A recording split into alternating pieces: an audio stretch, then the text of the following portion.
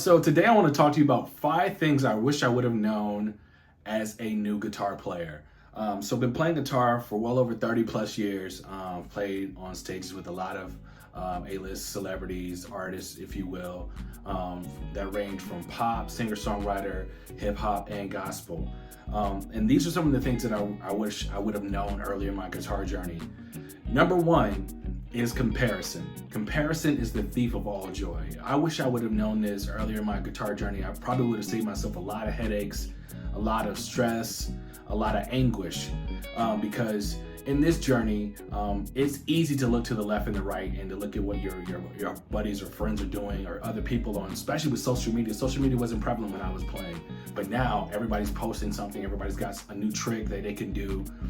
And it sometimes makes you question your own ability. I wish early on in my career that I wouldn't have tried to compare myself to my peers, to other people that were playing, other people that I looked up to, and just realized that my journey is my journey. That's the number one thing that I wish I would have realized like early on in my guitar journey. Second thing I wish I would have realized is tone is in your hands. I cannot tell you how much money I've spent over the years trying to chase tone. And a lot of my peers, a lot of my counterparts, a lot of my students that I've talked to over the years have done the same thing because they think that it's all about the gear, all about the gear. I'm not saying that it's not all about the gear, but the tone is in your hands. Literally, you can buy the same equipment that your people that you look up to play, and when you play it, it sounds completely different because the tone is here. This is the secret. The tone is in your hand, not necessarily the gear that you play. This hobby, profession, if you make it to that level, can be very expensive. You will find yourself going down a rabbit hole trying to chase tone. Know that it's in your hand and not necessarily in your gear. The third thing I wish I would have known and learned and really kind of like soak my hands in early is understanding and learning the number system. It's a language which makes playing guitar that much more simple. It's used on almost every genre, used by a myriad of different musicians, and how to communicate and understand how to even transcribe and play in a way that's really effective.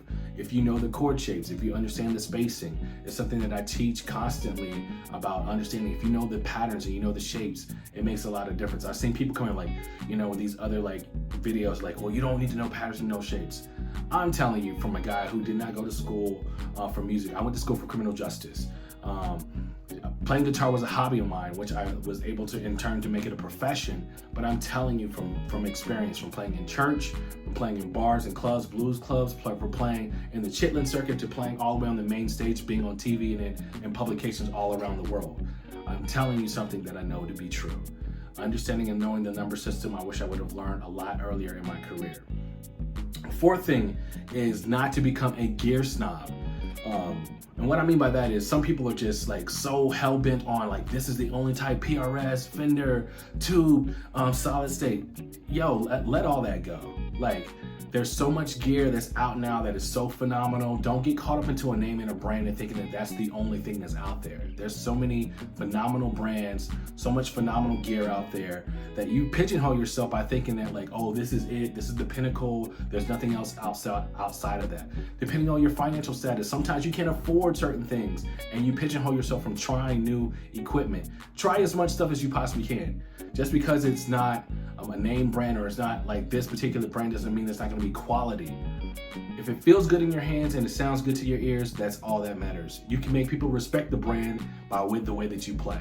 I remember there's plenty of times when I couldn't afford stomp boxes. I remember I bought like a Line 6 pod, and I remember my first all-in-one was a Boss ME, I believe it was a 50, and people would laugh. But when I was suit up and I was strapped up and start playing, they'd be like, oh my God, how do you make that thing sound like that?